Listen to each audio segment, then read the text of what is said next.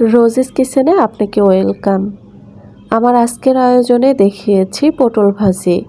খুবই সহজ, সিম্পল আর ঝটপট 5 মিনিটেই আপনি এই ভাজিটা করে নিতে পারবেন। খেতে খুবই ভালো লাগে, আর বলেই তো দিলাম যে অল্প সময়ের মধ্যেই করে নেওয়া যায়, কোনো প্রকার ঝামেলা ছাড়াই। তো দেরি না করে চলে যাচ্ছি মূল ভিডিওতে।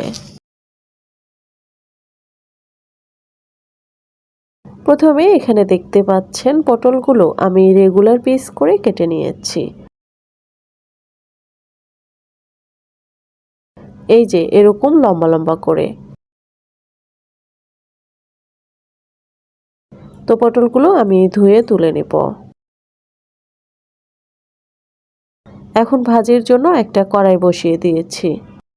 দিচ্ছি শুকনা মরিচ, আপনি চাইলে কাঁচা মরিচ দিতে পারেন। পরিমাণ মতো তেল। এখন মরিচটা একটু ভেজে নিয়ে তারপরে পটলগুলো দিয়ে দিব। পটলগুলো একটু মিশিয়ে নিচ্ছি। দিচ্ছি হলুদ গুঁড়া, লবণ ও মরিচ গুঁড়া।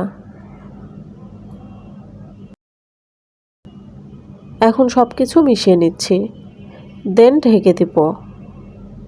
আমি এখানে ভাজিটা ঢেকে রেখেই করব, না ঢেকে দিয়ে করলেও হবে।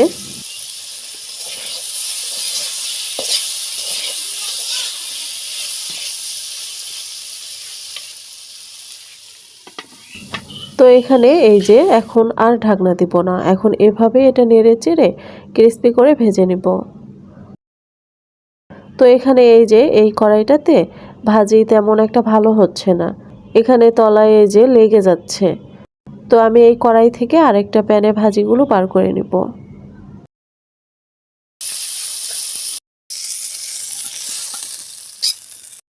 তো এখন আমি এই প্যানটাতে ভালোভাবে পটলগুলো ভেজে নিব।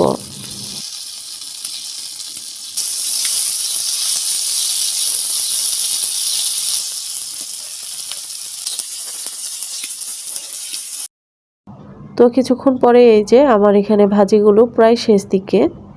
আমি এভাবে একটু বেশি লালচে করে ফ্রাই করেছি, কারণ এভাবেই আমার কাছে পটল ভাজিটা খেতে বেশি ভালো লাগে। তো এই যে দেখতে পেলেন প্রায় 5 মিনিটের মতো সময় লাগে বা একটু বেশি। এই সময়ের মধ্যেই কিন্তু এই পটল ভাজিটা করে নেওয়া যায়। তো আপনি চাইলেও ট্রাই করতে পারেন বাসায়। এভাবে খুবই মজা হয় এই পটল ভাজিটা। আর আপনি যদি মনে করেন যে আপনি পটলগুলো একটু হালকা ছিলে নেবেন, তো সেভাবেও করে নিতে পারেন। তো আমি পটলের ছালটা রেখেই দেই, এভাবে ভাজিটা কেন জানি বেশি ভালো লাগে খেতে। তো আশা করছি আমার আজকের এই সিম্পল পটল ভাজি রেসিপিটি ভালো লেগেছে। ভালো লাগলে অবশ্যই লাইক, কমেন্ট, শেয়ার করে রোজেস কিচেনের পাশেই থাকবেন। ভালো থাকবেন। আল্লাহ হাফেজ।